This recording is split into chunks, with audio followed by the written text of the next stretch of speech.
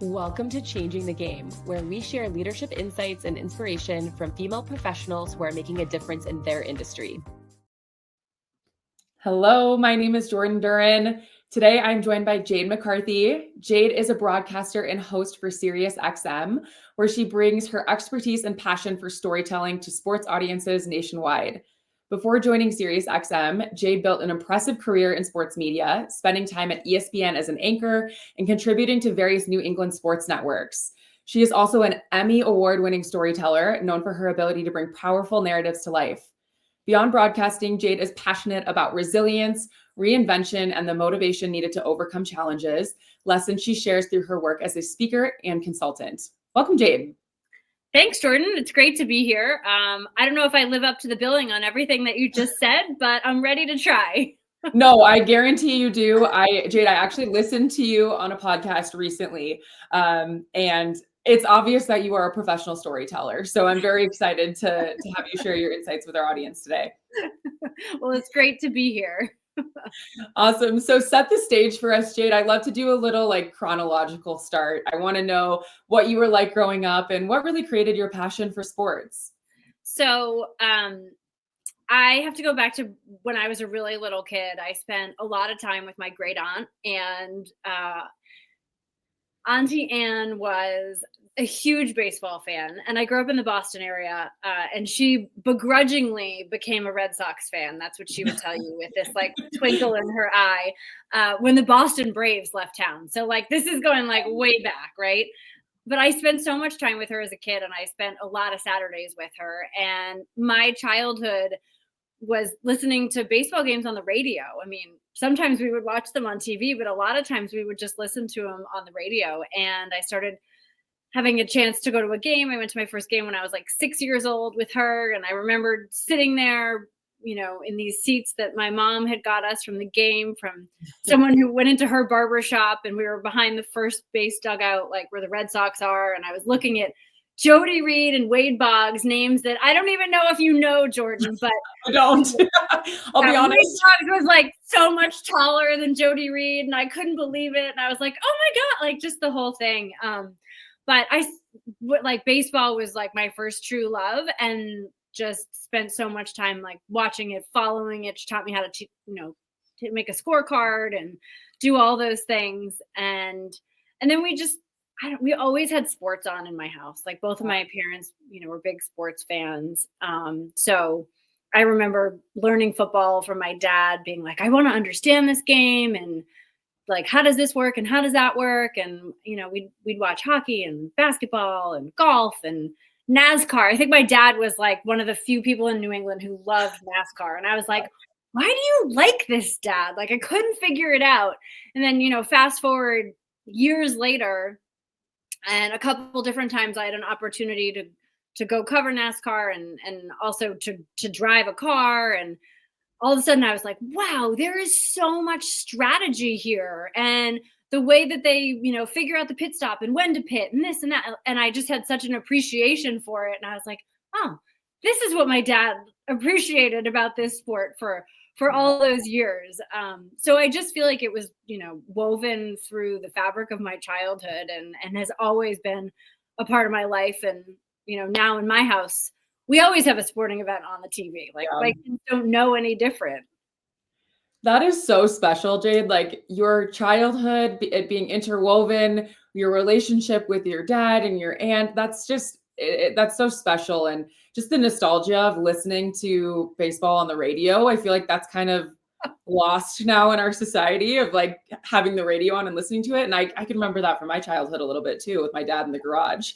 Yeah, it's the best, right? I mean, there's something about it that it's so different than any of the other sports, right? Because football, you want to see it. You want to you hear the collision sometimes and you want to see it, and it moves faster. Yes. And, same with hockey, you turn away and you miss a goal. Baseball, you can still hear that back, and you can picture it in your head. The ball sailing and, does he leap and make the catch, or is it over the wall? And there's something really special about that. I totally agree. When was the moment you decided you wanted to be a broadcaster then? Did you know early because you were so invested in in sports and listening and watching? When did that moment come for you? Yeah, so I think it was a combination of things, Jordan. I always knew I wanted to in sports and in writing, but I didn't necessarily know that it was going to be on camera, right? Like, I knew I wanted to go into that world, and then I did an internship when I was in college, and just fell in love with TV, just the production of it and everything that was a part of it. And I had a professor in college who had encouraged me to try TV as opposed to print. And when I did, I was so grateful that she had made the suggestion, because I was like, wow, I love this. And I just felt like, wow, like if I'm going to do this, I want to be the person who gets to ask the questions.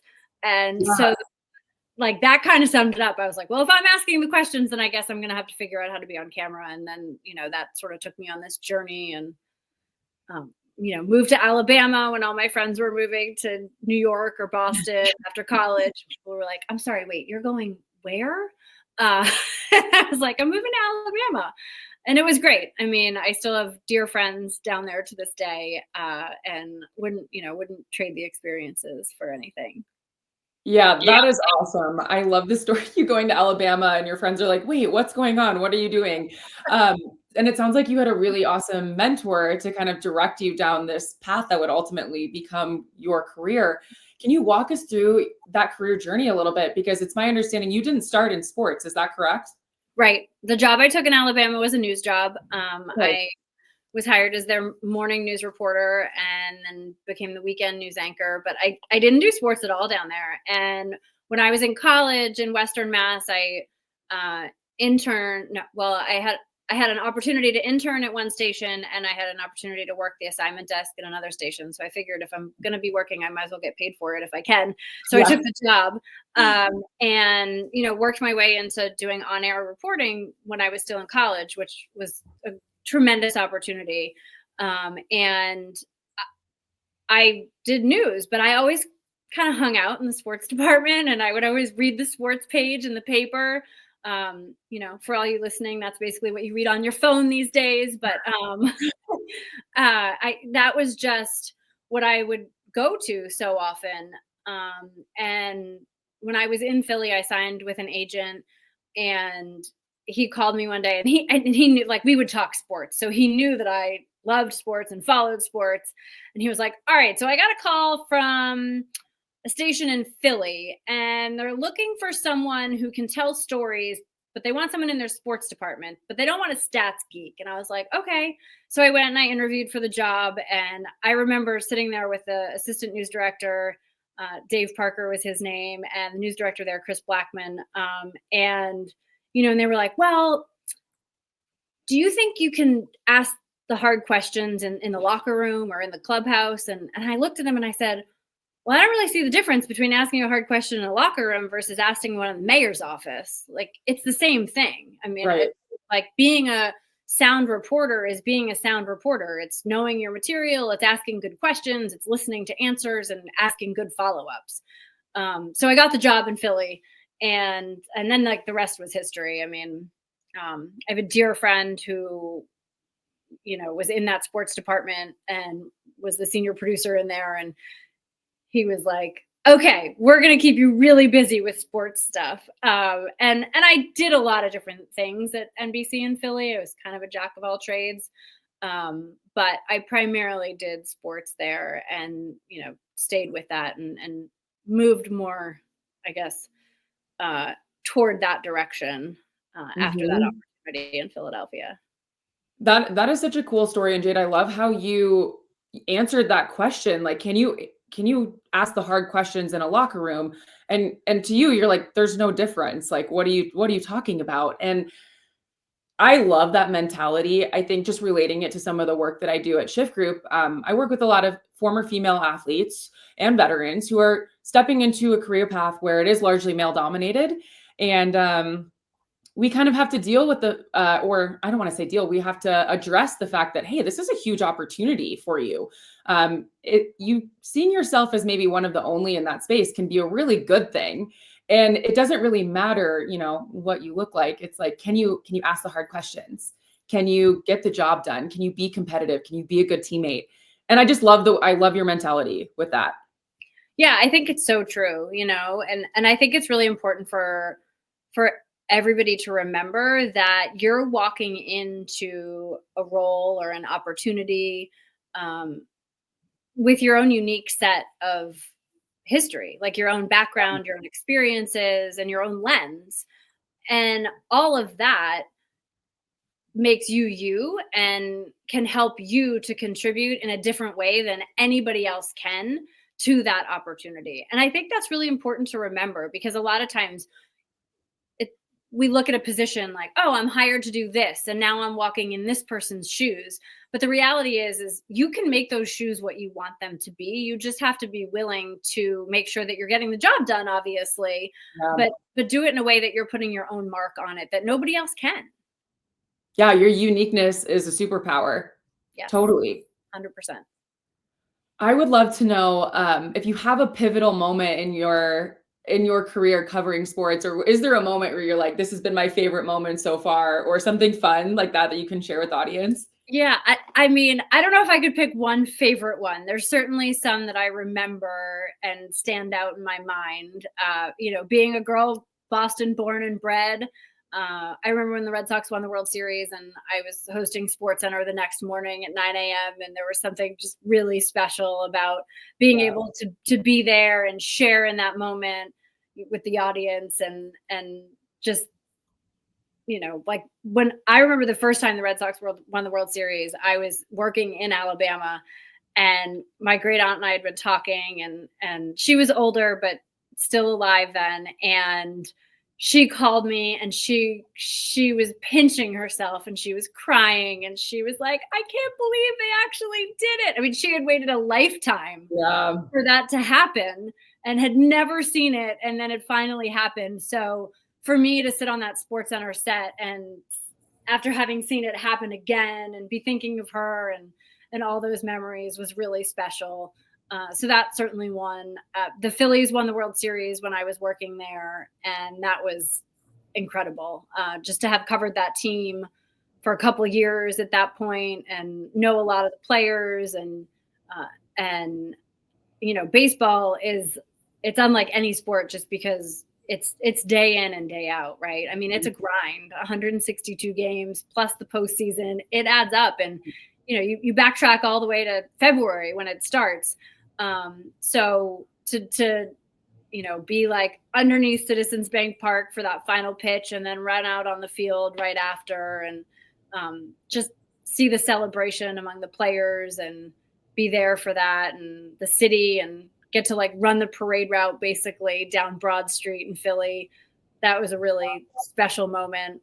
You know, and then I think, Jordan, the other things that I think of that are probably not as obvious because we all remember championships, right? I Yeah, mean, definitely. you know, from playing sports yourself, right? Like you remember the big wins. And as For a sure. sports fan, you remember your team's championships and those moments. But I think the underrated, if you will, things that I remember are really just people. You know, it's different people that I've had the fortune of meeting, and I always felt that there was this tremendous honor, you know, whether I was at NBC in Philadelphia or whether I was at Nesson or whether I was at ESPN, you know, when I was in Alabama or, you know, Western Massachusetts, like when I had the chance to tell somebody's story, I just felt like there was an honor associated with that. And there's this weight of, well, I want to get this right. I want them to be proud of the story that is being told. And to feel like I'm doing them justice and sharing that story. So I think in that, you know, I feel like I just have been blessed to have met some people with these incredible stories, you know, whether it be a high school coach who's battling cancer but refuses to give up on being there for his players and is coaching through it, you know, or a dad who, you know, took his special needs son and competed in triathlons because it just brought a smile to his son's face. You know, those stories that really just kind of reach you in a different place. I always felt really, really blessed to have had the opportunity to share those. And I think those people made an impact on me, more than I ever could have made an impact on sharing their story. That really is so, I can feel the passion when you talk about it, and it really is so inspiring. And I completely agree. It's all about the people and the impact that we have on other people's lives and honoring their stories. I think that's an amazing guiding principle in your career. And this is kind of actually a very good segue, because one thing I did want to ask you about today was, as we were emailing back and forth, I did notice your email signature said "with love and intention," right? And I thought that was so cool, because it really does. I think it's a compass for your interactions, even just over email. And so I'd love to know where that comes from. It sounds like it is a guiding principle for you, but what inspired that, and where does it come from? Yeah, so that's kind of just a funny story. I had a podcast for a while that I was doing with Sports Spectrum, which is a group at the intersection of sports and faith. And a longtime ESPN producer, brought me in there, and really enjoyed those podcasts and those conversations. You can still find them if you want to check them out. It's Transformed with Jade McCarthy, and wherever you find your podcasts. But as we were developing the podcast and talking about it, we were sort of like recording the early goings of one, and Jason Romano, the producer, said to me, he was like, "I feel like you need a sign off." And I was like, okay. And it just came to me. I mean, I just sort of said, "Live with love and intention. Until next time, I'm Jade McCarthy." And he just kind of stared at me like over the Zoom that we were recording on. And he was like, "Have you been thinking about that?" And I was like, "No, it just occurred to me." Like, it just honestly was there. And I've just, since that day, I've never let it go. I made it my signature on my emails, and I ended on my podcast that way. And I say it to people all the time. And it's funny. I mean, even the administrator at my daughter's elementary school was like, she'll write me back and be like, "I love your signature." People say to me all the time. But I think it's so true, because there's something to be said about living in a manner in which, we're loving towards others and towards ourselves, and we do it intentionally. And so just, I think for me, every moment to be able to share that idea is an opportunity that I'm not willing to pass up on. Yeah, I love that. And obviously you are a very faith-filled person. So I'd love to know how your faith has influenced your career decisions, or maybe some of your personal growth throughout your career journey. Yeah, I think more than anything, it's just this belief that it'll work out.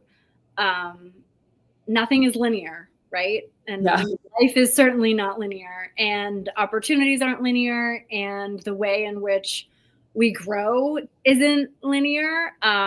And so for me, I think it's just having this sense of peace, that when things are meant to happen, they will. And everybody believes in that in a different way. I mean, I believe that there's no such thing as coincidence, and God is in charge, and there's bad things in the world, but those aren't his doing. But he will have the final say. And that gives me comfort. But everybody's different, and I'm okay with that. I meet people where they are. Yeah.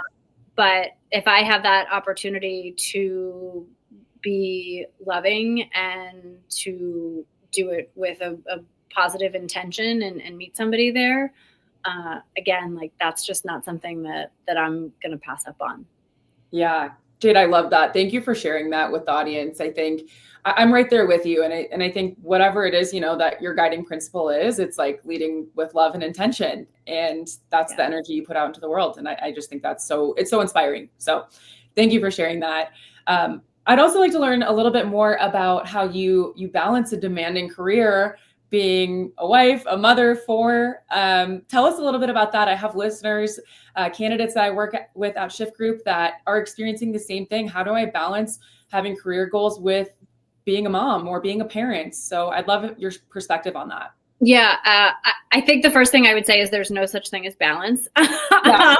You can't possibly balance everything, and so I think it comes in waves, right? And part of it is just this recognition of, well, I have to have help, right? I mean, you can't, like, no mom, wife, employee, business owner, like whatever hat you put on, like nobody can do it all on their own.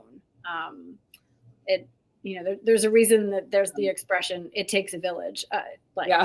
It does take a village. And I think that that's true for, raising kids. I think it's true for careers, like everything, because, you said to me before, it seemed like you had a mentor who helped to lead you in the direction of television. And I think that's so true for life. I mean, we all have to have mentors, and really multiple mentors, because they're for different aspects of our lives, right? I mean, who you call when your toddler is making you lose your mind is probably not the same person that you might call when you are trying to decide if you should accept a promotion, or, right.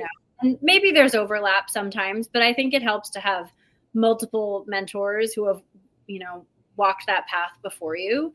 And then on the flip side, to have people that you're willing to mentor, right? Because we can all learn from each other. And, I would be the first to say, there's I learn stuff from my kids now. And I mean, there's plenty of people who are younger than me in the industry that I learn from. And I think it's important to do both, right? To have somebody who can be a leader to you, and then also be a leader to somebody else, and be open to that, and be willing to be that on both sides, and be a sponge, right? My dad always used to say that, just be a sponge, like be willing to soak up everything that people are willing to share with you, that you can then, release back out in a positive way. So I think that's certainly part of it. It's just having that mentality, because it does help with the many, many hats that all of us have to wear on a daily basis. I 100% agree with that. I think you can really learn from anybody. So being a sponge is so important. You're not, everybody has a story to share, or some piece of wisdom that they can give you. I'm right there with you on that.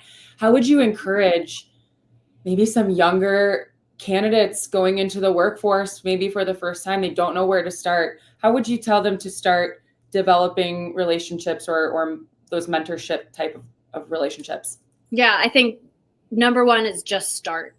I know that sounds silly, but just start, reach out, talk to people, recognize that you have something to offer. And I think that's really important. And then be open, be willing to be a sponge, ask questions, be curious. I mean, I feel like I look at my kids, right? And they're so curious about everything. And I think that is such an important trait for all of us as people, no matter what age we are, is to continue to be curious and be a lifelong learner.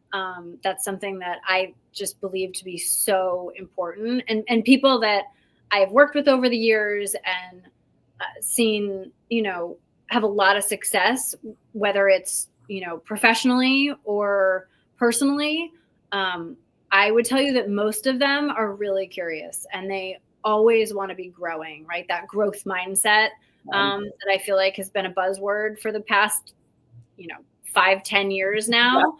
I think it's so true. I mean, you have to have that desire to continue to learn and grow and challenge yourself, because that will pay dividends. Like, as you're, you may have been the best at X, and now you're embarking on the next phase of your career or your life. I mean, there's so many different transitions that we all go through as people.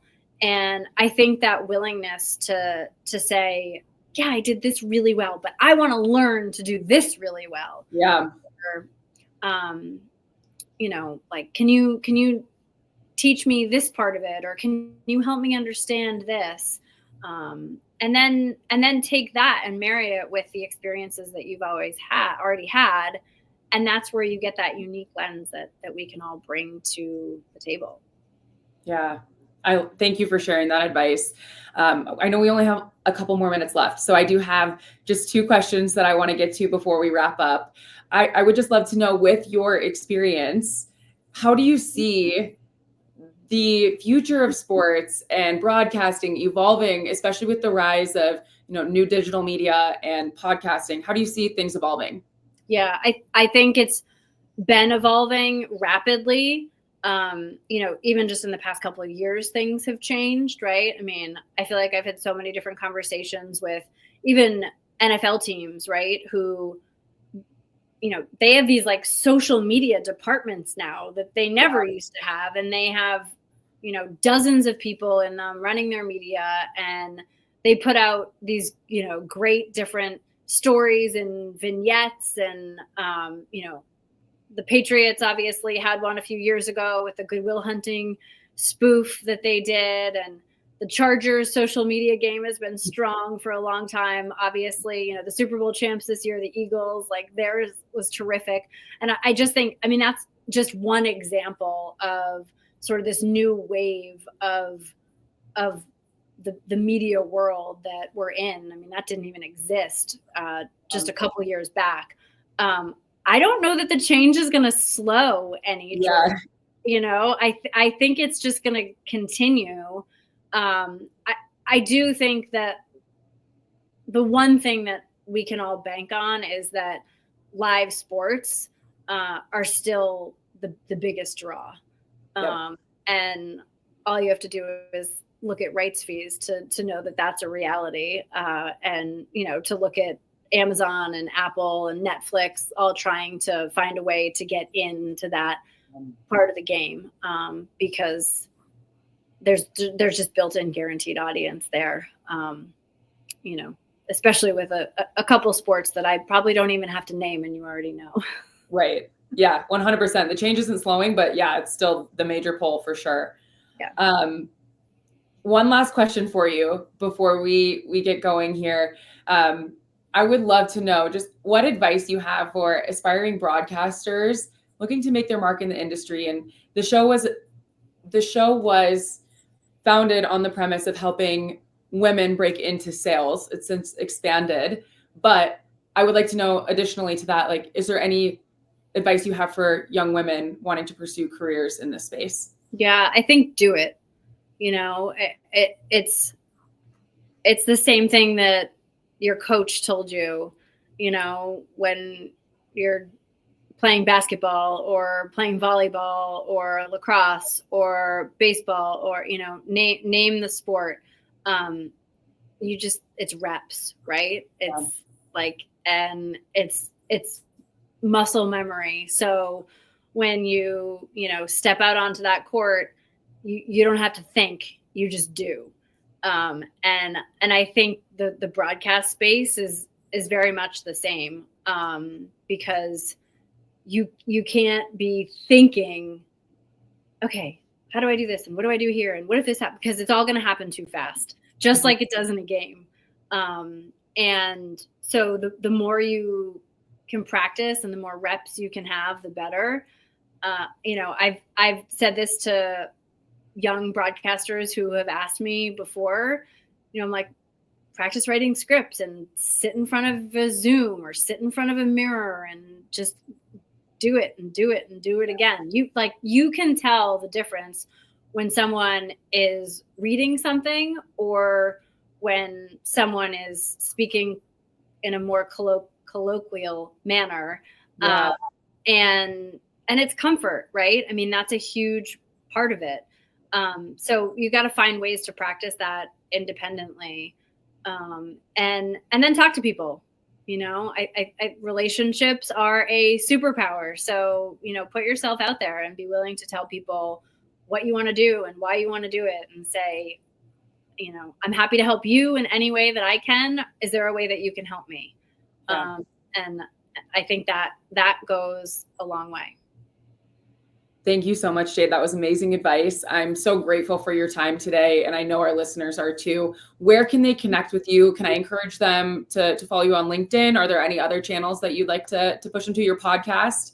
Yeah, certainly LinkedIn. You can find me there. I also have a website, jademccarthy.com, and you can connect with me through there. There's a connect page.